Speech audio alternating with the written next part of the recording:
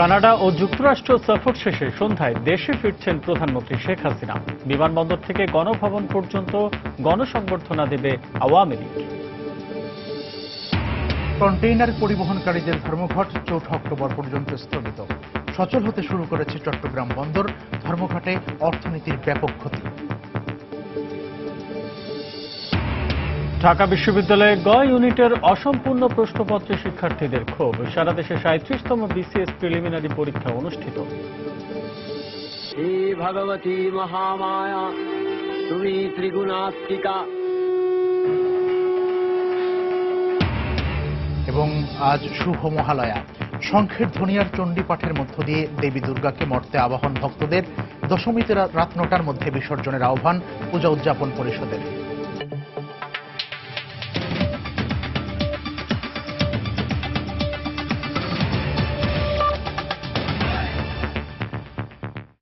বাংলা সময়ের সঙ্গে আছে আমি আসাদ আজিম এবং আমি মিজানুর রহমান খবির।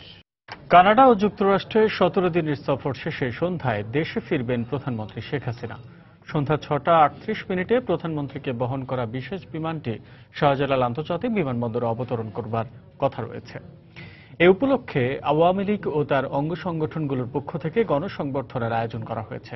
এর অংশ হিসেবে বিমানবন্দরের ভিভিআইপি টার্মিনাল গেটের বাইরে থেকে শুরু করে খিলক্ষেত, কুড়িল, বনানী, জাহাঙ্গীর গেট থেকে গণভবন পর্যন্ত 8টি পয়েন্টে রাস্তার দুপাশে দুপুর থেকে অপেক্ষা করছেন দলের নেতাকর্মীরা।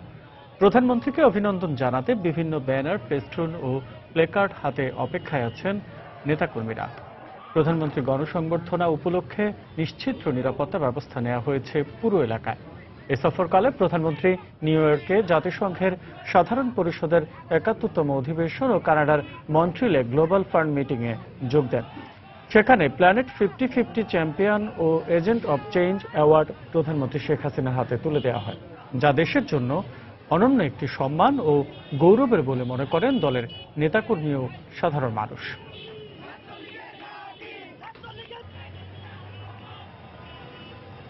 আন্তর্জাতিকভাবে সেই সম্মান ওরা একার নয়, সমগ্র জাতির বঙ্গবন্ধুর সৃষ্ট এই বাংলাদেশের সম্মান তিনি বয়ে এনেছেন। বাংলাদেশের পতাকাকে বিশ্বের দরবারে উঁচু করে দেওয়ার জন্য আমরা নারী হিসেবে এবং মানুষ হিসেবে মাননীয় প্রধানমন্ত্রী জননেত্রী শেখ হাসিনাকে স্বাগত জানাতে আজকে আমরা আইনজীবী সমাজ এখানে এসেছি। যেহেতু আমাদের বিশাল একটা প্রাপ্তি, আমরা সেই আনন্দে আমরা সেই তাকে সংবর্ধনা দেওয়ার জন্য আমরা এখানে সমবেত হয়েছি। মাননীয় নেত্রী বাংলাদেশের জন্য গৌরবের খবর বয়ে নিয়ে এসেছেন। এই জন্য আমরা মাননীয় নেত্রীকে নারায়ণগঞ্জ জেলা মহানগর আওয়ামী লীগের পক্ষ থেকে আমরা এই নেত্রীকে অভিনন্দন জানানোর জন্য ঢাকা সরে এসেছি।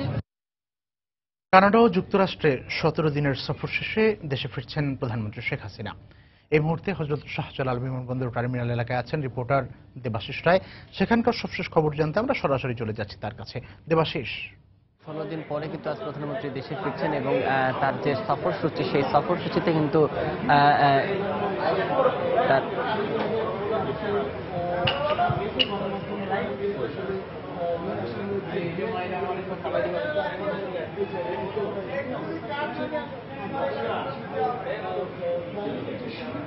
খবির, আপনি জানেন যে আজ প্রধানমন্ত্রী শেখ হাসিনা কানাডা এবং যুক্তরাষ্ট্র সফর শেষে আজকে বাংলাদেশে ফিরছেন এবং সে অনুযায়ী কিন্তু তাকে গণ অভ্যর্থনারও আয়োজন করা হয়েছে। আমরা এখন পর্যন্ত জানতে পেরেছি যে আসলে তার পূর্ব নির্ধারিত যে ফ্লাইটের শিডিউল ছিল, সেই শিডিউল অনুযায়ী কিন্তু তার 5টা 20 মিনিটে নামার কথা ছিল, কিন্তু সেই শিডিউল আমরা যতটুকু জানতে পেরেছি যে সেই শিডিউলটি পরিবর্তিত হয়েছে এবং সেই পরিবর্তিত সময় অনুযায়ী এখন পর্যন্ত আমরা যতটুকু জেনেছি যে তার শিডিউলটি পরিবর্তন হয়েছে এবং সেই সময় অনুযায়ী নতুন সময়সূচি অনুযায়ী আমরা যতটুকু জানতে পেরেছি যে 6টা 55 মিনিটে ওনাকে বহনকারী যে এমিরেটস এয়ারলাইন্সের ফ্লাইটটি রয়েছে সেটি কিন্তু হযরত শাহজালাল আন্তর্জাতিক বিমানবন্দরে এসে পৌঁছবে। আমরা যতটুকু তথ্য পেয়েছিলাম বিভিন্ন মাধ্যম থেকে এবং বিভিন্ন সূত্রগুলি থেকে, সেই সূত্রগুলি আমাদেরকে নিশ্চিত করেছে যে আসলে যেহেতু এয়ার ট্রাফিকিং এর একটা বিষয় থাকে, সেই বিষয়ের কারণে কিন্তু বারবারই তার সময়টা পরিবর্তিত হচ্ছে। এখন পর্যন্ত আমরা এই ভিভিআইপি টার্মিনালের মধ্যে আমরা দেখতে পেয়েছি যে ফ্লাইট ডিসপ্লে যে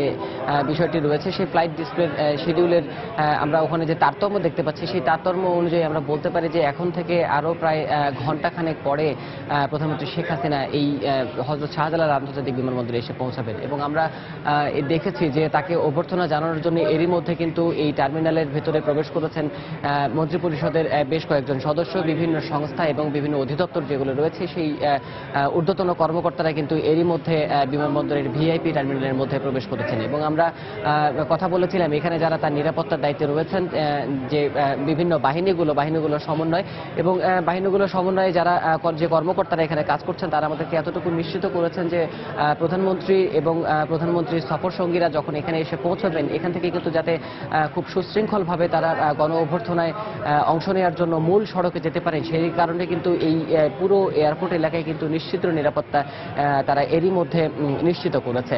এবং আরেকটি তথ্য আপনাদেরকে যোগ করি কবির, এখানে আমরা এতটুকু বলতে পারি যে প্রধানমন্ত্রীকে অভ্যর্থনা জানানোর জন্য ঠিক বিমানবন্দরের মধ্যে যে যে ব্যক্তিবর্গের থাকবার কথা ছিল তারা কিন্তু এরই মধ্যে সেখানে উপস্থিত হয়েছেন। আর মূল সড়কের দুপাশে তো প্রধানমন্ত্রীকে ফুল ছিটিয়ে অভ্যর্থনার জন্য সাধারণ যে নেতাকর্মী বা সাধারণ মানুষের যে ঢল তা তো রয়েছেই।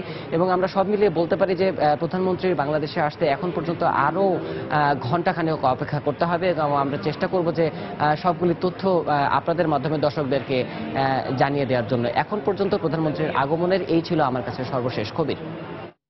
দেবাশিস রায় জানাচ্ছিলেন শাহজালাল আন্তর্জাতিক বিমানবন্দর থেকে। সেখানে প্রধানমন্ত্রী শেখ হাসিনা 17 দিনের সফর শেষে আজ দেশে ফিরবেন, সে বিষয়ে এখনকার পরিস্থিতি তিনি সেখান থেকে জানাচ্ছিলেন। সিএমপি কমিশনারের মধ্যস্থতায় 4 দিনের মাথায় কন্টেইনার পরিবহনে ব্যবহৃত যানবাহন প্রাইম মুভার ধর্মঘট স্থগিত হওয়ার পর ধীরে ধীরে সচল হতে শুরু করেছে চট্টগ্রাম বন্দর।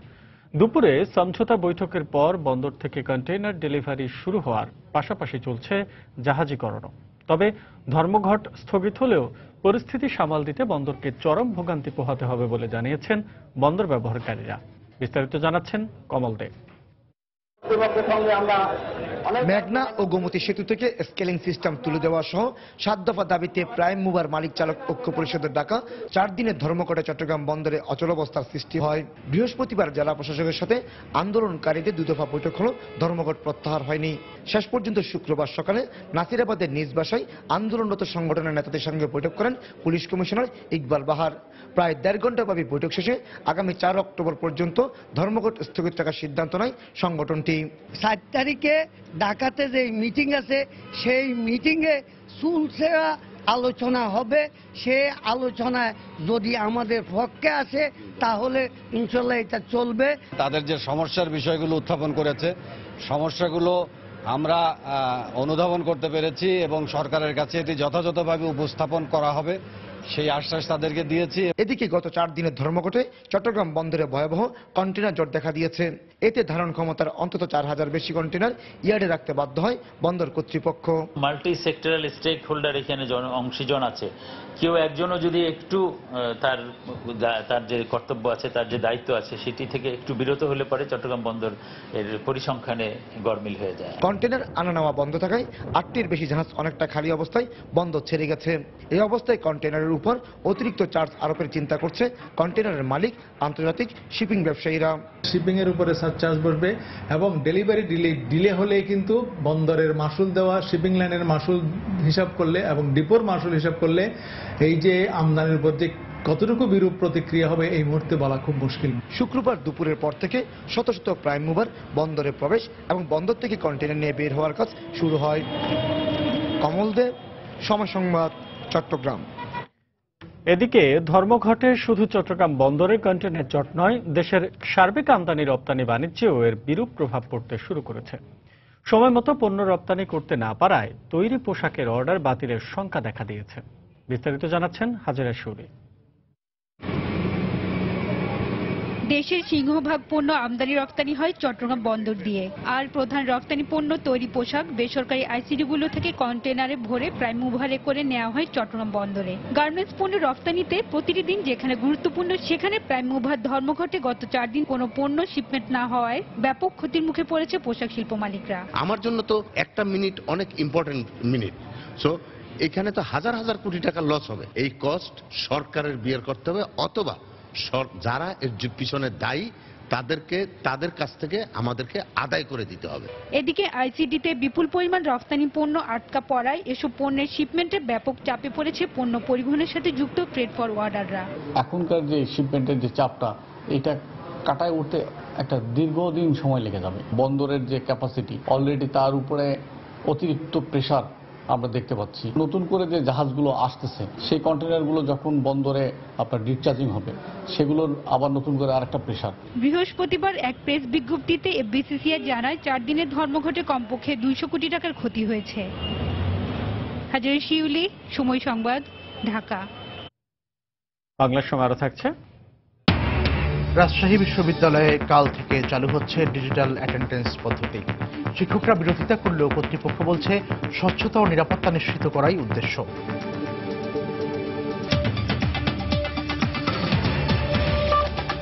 ভুলে ভরা প্রশ্নপত্রে ভর্তি পরীক্ষা দিল ঢাকা বিশ্ববিদ্যালয়ের গ ইউনিটের পরীক্ষার্থীরা। দেশের এই বিদ্যাপীঠের প্রশ্নপত্রে এমন ভুলে উদ্বিগ্ন শিক্ষার্থী ও অভিভাবকরা। যদিও বিষয়টি কেবল ছাপার ভুল হিসেবে উড়িয়ে দিলেন অনুষদের ডিন। এদিকে এ ধরনের ভুল বিশ্ববিদ্যালয়ের ভাবমূর্তি প্রশ্নবিদ্ধ করবে বলে মনে করেন শিক্ষাবিদরা। রাষ্ট্রের অক্সফোর্ড খ্যাত ঢাকা বিশ্ববিদ্যালয় এইচএসসি পরীক্ষার পর দেশের অধিকাংশ শিক্ষার্থীরই স্বপ্নের ঠিকানা এই বিদ্যাপীঠ। অথচ বিজনেস স্টাডিজ বিভাগের ভর্তি পরীক্ষা দিতে এসে ধাক্কা খেয়েছেন অনেকেই। ফিনান্সের প্রশ্নে 6-এর পরে হঠাৎ করে 8 নম্বর প্রশ্ন, মাঝখানে একটি প্রশ্ন উধাও। এছাড়াও আরো একাধিক নির্দেশনায় ও প্রশ্নের নম্বরে ছিল ভুল, যা বিভ্রান্ত করেছে শিক্ষার্থীদের। এই ধরনের ত্রুটি থাকা কোনো ক্রমে উচিত ছিল না, কারণ এই ভুলটা ক্যান্ডিডেট যখন নাকি প্রশ্ন পাইয়েই দেখে তখন সে কিন্তু নার্ভাস হয়ে যাবে। 8টাকে কি 7 ধরে অ্যান্সার করব নাকি 8 থেকে অ্যান্সার করব, এটা তো একটা কনফিউশন না? অনাকাঙ্ক্ষিত, এটা উচিত না। এটা যদি না ধরে, ভুলটা না ধরে, আমাদের যদি ভুল অ্যান্সারও হয়। ইংলিশ কোশ্চেনে লেখা ছিল যে 21 থেকে 22 ব্র্যাকেটে, বাট এটা 19 থেকে 20 হবে। যদিও কর্তৃপক্ষ বলছেন বিষয়টি ছাপার ভুল, আর ক্ষতিগ্রস্ত শিক্ষার্থীদের জন্য ব্যবস্থা করা হবে বলেও জানান ডিন। অনেক সময় হতেই পারে, আমাদের যেহেতু হাজার হাজার প্রিন্টিং হয়, তখন একটা দুইটাতে এরকম ছোটখাটো মাইনর মিস্টেক হওয়া স্বাভাবিক। হয়তো একটা প্রশ্ন প্রিন্টিং এ আসে নাই, তো আমরা সেটাই সবাইকে benefit of doubts A mark দিয়ে দিচ্ছি। এদিকে ঢাকা বিশ্ববিদ্যালয়ের যে বিভাগটি দেশের গুরুত্বপূর্ণ পরীক্ষার প্রশ্নপত্র তৈরি করে, তাদের কাছ থেকে এমন ভুল কাম্য নয় বলে জানান শিক্ষাবিদরা। এর দায় শিক্ষকদেরই নিতে হবে বলে মনে করেন তারা। আমাদের ছেলেমেয়েরা জানবে যে আমরা তাদের প্রতি আন্তরিক নই, আমরা একটা ভর্তি পরীক্ষা যথাযথভাবে গ্রহণ করতে পারি না। সুতরাং তাদের মধ্যে অবিশ্বাস জন্মাবে, আস্থাহীনতা জন্মাবে, এবং ছেলেমেয়েরা যদি এরকম আস্থাহীনতার মধ্যে বড় হয় তাহলে তারা কখনো সুনাগরিক হতে পারে না। এবারে গ ইউনিটে 1250টি আসনের জন্য ভর্তি ইচ্ছুক আবেদনকারীর সংখ্যা 42,147 জন। প্রতি আসনের জন্য লড়ছে 33 জন শিক্ষার্থী। রাশেদ লিমন, সময় সংবাদ, ঢাকা। রাজধানী সহ দেশের 7টি বিভাগে একযোগে অনুষ্ঠিত হয়েছে 37তম বিসিএস প্রিলিমিনারি পরীক্ষা। রাজধানীর 123টি সহ 7টি বিভাগের 190টি কেন্দ্র সকাল 9:30টায় শুরু হয়ে পরীক্ষা 11:30টায় শেষ হয়। পাবলিক সার্ভিস কমিশনের বিজ্ঞপ্তি অনুযায়ী পরীক্ষার হলে সব ধরনের ইলেকট্রনিক্স ডিভাইস, বই পুস্তক, ক্যালকুলেটর ছাড়াই পরীক্ষার হলে প্রবেশ করেন পরীক্ষার্থীরা। পরীক্ষা শেষে কোনো অভিযোগের কথা শোনা যায়নি তাদের কণ্ঠে। পরীক্ষার প্রশ্নপত্র মানসম্পন্ন হলেও বাংলা সাহিত্যের অংশ বেশ কঠিন হয়েছে বলে জানিয়েছেন বেশিরভাগ পরীক্ষার্থী। এবছর পিএসসির অধীনে সাধারণ ক্যাডারে 465টি পদ সহ মোট 1226টি শূন্য আসনের বিপরীতে 2,43,476 জন পরীক্ষার্থী আবেদন করেন। শরতের বাতাসে উলুধ্বনি, শঙ্খ আর ঢাকের বাজনা, পরিচিত শব্দগুলো জানান দিচ্ছে বাঙালি জনপদে চলে এসেছেন দেবী দুর্গা। আজ শুভ মহালয়া। পুরাণ মতে এদিন মর্তলোকে দেবী দুর্গার আবির্ভাব ঘটে। নানা আচারের মধ্য দিয়ে মহালয়ার এই দিনে দেশের সনাতন ধর্মাবলম্বীরা আমন্ত্রণ জানিয়েছেন দুর্গতি নাশিনীকে।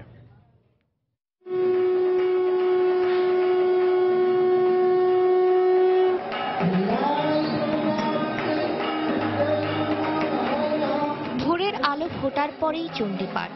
প্রতি বছর আশ্বিন মাসের শুক্লা পক্ষে দুর্গতি নাশিনীকে মর্তলোকে আমন্ত্রণ জানানো হয়।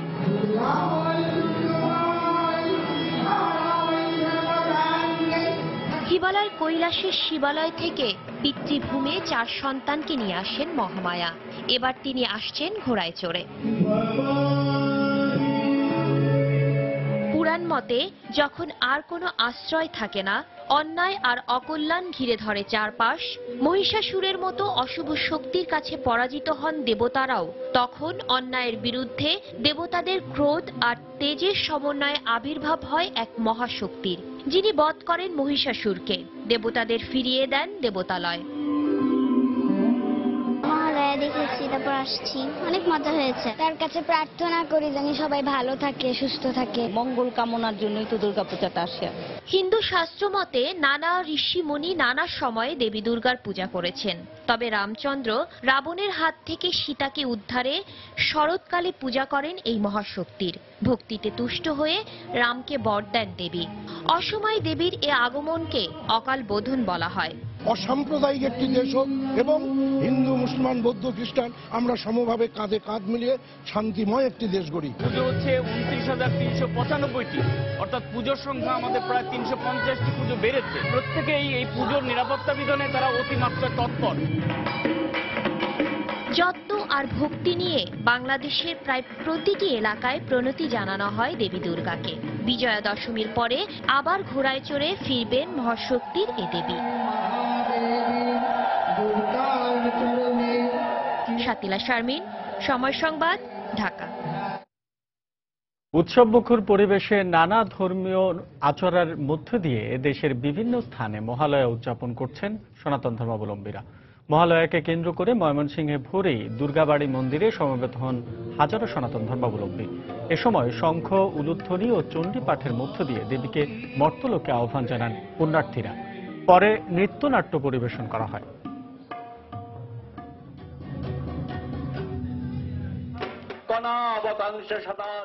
এদিকে সিরাজগঞ্জের মুজিব সড়কের কেন্দ্রীয় মন্দির প্রাঙ্গণে চণ্ডী পাঠ শেষে মঙ্গল প্রদীপ প্রজ্বলন করে মহালয়ার উদ্বোধন করা হয়।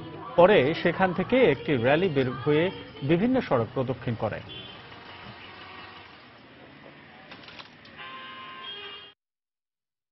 শারদীয় দুর্গাপূজায় দশমীর দিন 11 অক্টোবর সন্ধ্যার মধ্যে শোভাযাত্রা শেষ ও রাত 9টার মধ্যে প্রতিমা বিসর্জন করতে দেশের সব পূজা কমিটির প্রতি আহ্বান জানিয়েছে বাংলাদেশ পূজা উদযাপন পরিষদ। সকালে রাজধানীর ঢাকেশ্বরী জাতীয় মন্দিরে সংবাদ সম্মেলনে এ আহ্বান জানান পূজা উদযাপন পরিষদের সাধারণ সম্পাদক অ্যাডভোকেট তাপস কুমার পাল। আমরা যথানিয়মে 11 অক্টোবর বিজয়া শোভাযাত্রা সহকারে প্রতিমা বিসর্জনের সিদ্ধান্ত নিয়েছি। সন্ধ্যার আগে বিজয়া শোভাযাত্রা শেষ করার জন্য বলা হয়েছে এবং রাত 9টার মধ্যে বিসর্জন সম্পূর্ণ করতে হবে। শারদীয় দুর্গোৎসবের উপলক্ষে 3 দিনের ছুটি ঘোষণা করতে হবে। বাংলার সময় আরো থাকছে। বেসরকারি কল মালিকদের সিন্ডিকেটে বরগুনায় বরফের দাম বেড়েছে দ্বিগুণ। প্রভাব পড়ছে ইলিশের বাজারে। পর্যাপ্ত সরবরাহ থাকার পরও বিক্রি হচ্ছে বেশি দামে।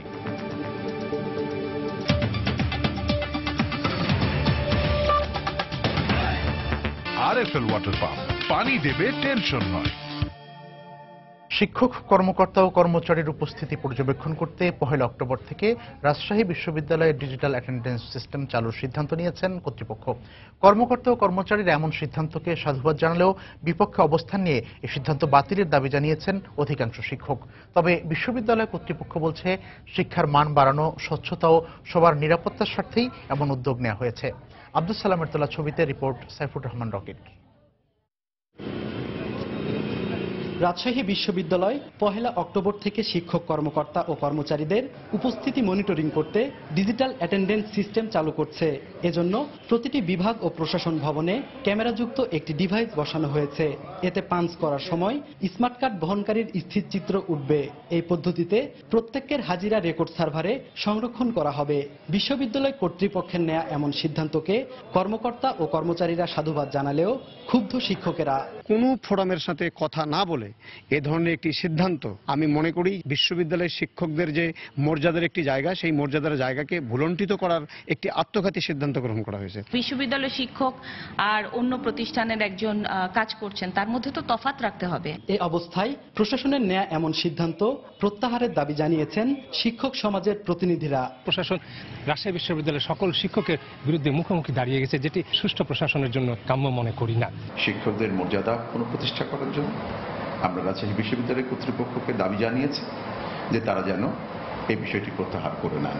এদিকে সেবার মান বৃদ্ধি, স্বচ্ছতা ও জবাবদিহিতা সহ সবার নিরাপত্তার স্বার্থে যুগোপযোগী এমন সিদ্ধান্ত নেওয়া হয়েছে, যা পর্যায়ক্রমে শিক্ষার্থীদের ক্ষেত্রেও প্রযোজ্য হবে বলে জানালেন বিশ্ববিদ্যালয়ের উপাচার্য। জঙ্গি তৎপরতা থেকে আরম্ভ করে নানা রকম বিষয় আছে এই তথ্য প্রবাহের যুগে। সে কারণেই অ্যাটেন্ডেন্সটা থাকলে সকলেরই সিকিউরিটি নিশ্চিত হয়। ডিজিটাল অ্যাটেন্ডেন্স মনিটরিং সিস্টেম চালু করতে খরচ হয়েছে প্রায় 3 কোটি টাকা। সাইফুর রহমান রকি, সময় সংবাদ, রাজশাহী। নরসিংদীতে ডাকাতির ঘটনায় আটক হওয়া 4 জন নিষিদ্ধ ঘোষিত জঙ্গি সংগঠন জামায়াতুল মুজাহিদিন বাংলাদেশ জেএমবির সদস্য বলে জানিয়েছে পুলিশ। দুপুরে এক সংবাদ সম্মেলনে নিজ কার্যালয়ে পুলিশ সুপার আমেনা বেগম এই তথ্য দেন। এ সময় তিনি জানান, আটক হওয়া জেএমবি সদস্যদের দেয়া তথ্যের ভিত্তিতে গতকাল রাতে জামালপুর থেকে শাহিন নামে জেএমবির আরও এক সদস্যকে আটক করা হয়। আটককৃতরা জঙ্গি অর্থায়নের জন্য ডাকাতি করত বলেও জানান তিনি। গত 8 সেপ্টেম্বর নরসিংদী শহরের বাসাইল এলাকায় ডাকাতির সময় আলমগীর, অনিল, কাউসার ও নয়ন নামে জেএমবির 4 সদস্যকে আটক করা হয়। জিজ্ঞাসাবাদে এই তথ্যটা বেরিয়ে আসে যে তারা জেএমবি সদস্য এবং তারা নরসিংদী শহরে এই শহর এলাকায় সন্ধ্যার পর এর পূর্বে প্রায় 6 থেকে 7টি ডাকাতি তারা সংগঠিত করে। তাদের নেতৃত্ব পর্যায়ে সিদ্ধান্ত ছিল যে তারা ব্যাংক ডাকাতি, আপনারা দেখছেন ঢাকায় আসলে যে ব্যাংক ডাকাতি হয়েছিল এটা জঙ্গিরা ছিল, ব্যাংক ডাকাতি, বিকাশের এজেন্টের টাকা ছিনতাই এবং গৃহ ডাকাতি, এই কাজগুলি তারা মানে টাকা অর্থায়নের জন্য তারা এই পদ্ধতি অবলম্বন করা শুরু করে। মানিকগঞ্জে শামীম আরা নামে এক গৃহবধূর লাশ উদ্ধার করা হয়েছে। স্বজনদের অভিযোগ, স্বামীর নির্যাতনে তার মৃত্যু হয়। গতরাতে দৌলতপুর উপজেলার শ্যামপুর এলাকায় এই ঘটনা ঘটে। পুলিশ জানায়, গতরাতে বাসায় ঢোকার সময় গেটের সঙ্গে শামীম আরার স্বামী মুরাদের গাড়িটির সজোরে ধাক্কা লাগে। এ সময় গেটের দেয়াল ভেঙে শামীম আরার ওপর পড়লে তিনি গুরুতর আহত হন। পরে তাকে উদ্ধার করে হাসপাতালে নেওয়া হলে কর্তব্যরত চিকিৎসক তাকে মৃত ঘোষণা করেন। তবে স্বজনদের অভিযোগ, বিয়ের পর থেকে বিভিন্ন সময় যৌতুকের দাবি করত স্বামী মুরাদ হোসেন শওকত। এরই জের ধরে শামীম আরাকে নির্যাতন করে হত্যা করা হয়েছে বলে অভিযোগ তাদের।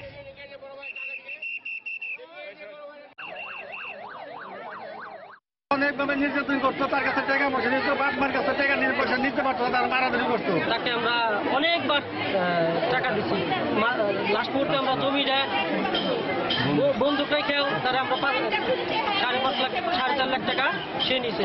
আমার বোনকে নির্যাতন করা হয়েছে, সঠিক বিচার চাই। দেখছেন বাংলার সময়। এটা থেকে তোর মতো বন্ধু পাবো না, কিন্তু স্টার স্ট্যাটাস পাবি, অ্যাকাউন্ট ইনফরমেশন পাবি রে, প্রোফাইল আপডেটও করতে পারবি। এত কিছু করা যায়? হ্যাঁ। আজব তো।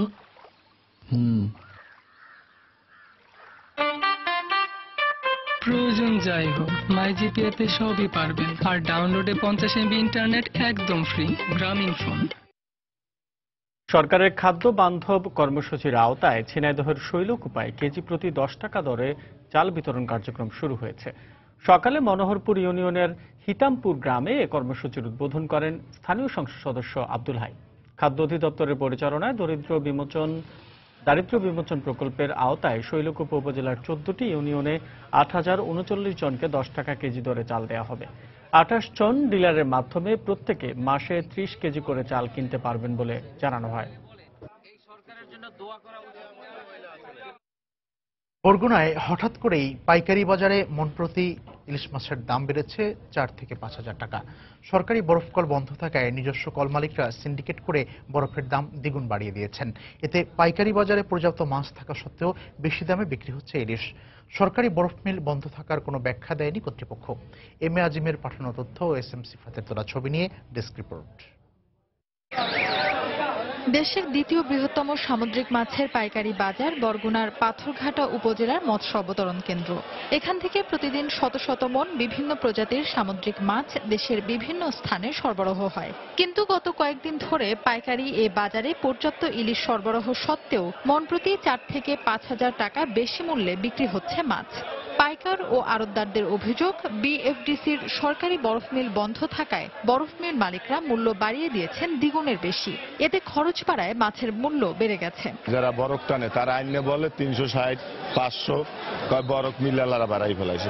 এখন এই এক কেন বরফ কিনতে 400 টাকার উপরে, তারপর ওই ক্যারিং খরচ আছে, যে আনে তারা যেতে 20 থেকে 30 টাকা। আর বরফ মিল মালিকরা বলছেন, কয়েক বছর লোকসানের মুখে ছিলেন তারা, তাই বাজারে পর্যাপ্ত মাছ আসায় এখন ক্ষতি পুষিয়ে নিচ্ছেন। যেহেতু মাছ থাকে না, তাই বরফ লসে বিক্রি করতে হয়। এখন সেই লসটা কাটাই ওঠার জন্য আমাদের বরফের রেট বাড়াই বিক্রি করতে হয়। মাছের দাদা ঋণ আনতে হয়, কিস্তি উঠাইতে হয়, ওই টাকাগুলো আমাকে দিতে হয়। এই জন্য আমরা একটু বাড়তি বিক্রি করে এইটারে ক্যাপচার করতে। এদিকে কি কারণে সরকারি বরফ মিল বন্ধ রাখা হয়েছে সে বিষয়ে ক্যামেরার সামনে কথা বলতে রাজি হননি বিএফডিসি কর্মকর্তা। বরফের দরকার নাই, ঠিক আছে, এটা বাদ দিয়ে ইস্যুটা, ঠিক আছে। ক্যান প্রতি সরকারি মিলের বরফের মূল্য 100 টাকা ও ব্যক্তিগত মিলে 200 টাকা, কিন্তু বর্তমানে বরফ বিক্রি হচ্ছে 4.5 থেকে 500 টাকায়। পাইকারি এ বাজারে 1 কেজি ওজনের ইলিশ বর্তমানে প্রতিমণ বিক্রি হচ্ছে 21 থেকে 22 হাজার টাকায়, অথচ কয়েকদিন আগেও ছিল 15 থেকে 16 হাজার টাকা। সময় সংবাদ, বরগুনা। সব্যসাচী লেখক প্রয়াত সৈয়দ শামসুল হকের বিদেহী আত্মার শান্তি কামনা করে কুড়িগ্রামে বিশেষ দোয়া অনুষ্ঠিত হয়। জুম্মার নামাজের পর কুড়িগ্রাম সরকারি কলেজ জামে মসজিদে মরহুমের জীবনী নিয়ে আলোচনা করার পর মোনাজাত করা হয়। এ সময় জেলা প্রশাসক খান মোহাম্মদ নুরুল আমিন, জেলা আইনজীবী সমিতির সভাপতি আব্রাহাম লিঙ্কন ও কলেজের শিক্ষকরা উপস্থিত ছিলেন। দোয়া শেষে মরহুমের কবর জিয়ারত করেন তারা। সৈয়দ শামসুল হক স্যারের মৃত্যুতে আমরা গভীরভাবে শোকাহত। আজ আমাদের কুড়িগ্রামের সকল মসজিদে জুমার নামাজ শেষে আমরা দোয়া এবং আলোচনা সভা করেছি এবং তার আত্মার মাগফিরাত কামনা করে আমরা আল্লাহ রাব্বুল আলামিনের কাছে দোয়া করেছি। গাজীপুরে প্রয়াত বিএনপি নেতা আসম হান্নান শাহর দাফন সম্পন্ন হয়েছে। বাদাছড় জেলার ঘাগুটিয়া উচ্চ বিদ্যালয় মাঠে জানাজা শেষে পারিবারিক কবরস্থানে বিএনপির এই প্রবীণ নেতাকে দাফন করা হয়। এর আগে রাজধানীতে 4 দফা জানাজা শেষে তার মরদেহ শহরের রাজবাড়ী মাঠে নেওয়া হয়। সকাল 10:30টার দিকে কাপাসিয়া পাইলট উচ্চ বিদ্যালয় মাঠে তার পঞ্চম নামাজে জানাজা অনুষ্ঠিত হয়। এতে বিএনপির স্থায়ী কমিটির সদস্য নজরুল ইসলাম খান, যুগ্ম মহাসচিব খায়রুল কবির খোকন, জেলা বিএনপির সভাপতি ফজলুল হক মিলন ও গাজীপুর মহানগর আওয়ামী লীগের সাধারণ সম্পাদক জাহাঙ্গীর আলম সহ সর্বস্তরের মানুষ অংশ নেন। গত মঙ্গলবার সিঙ্গাপুরের রাফেল হার্ট সেন্টারে চিকিৎসাধীন অবস্থায় মৃত্যুবরণ করেন এই রাজনীতিবিদ। বাংলা সময় শীর্ষ সংবাদগুলো জানিয়ে দিচ্ছে আরো একবার।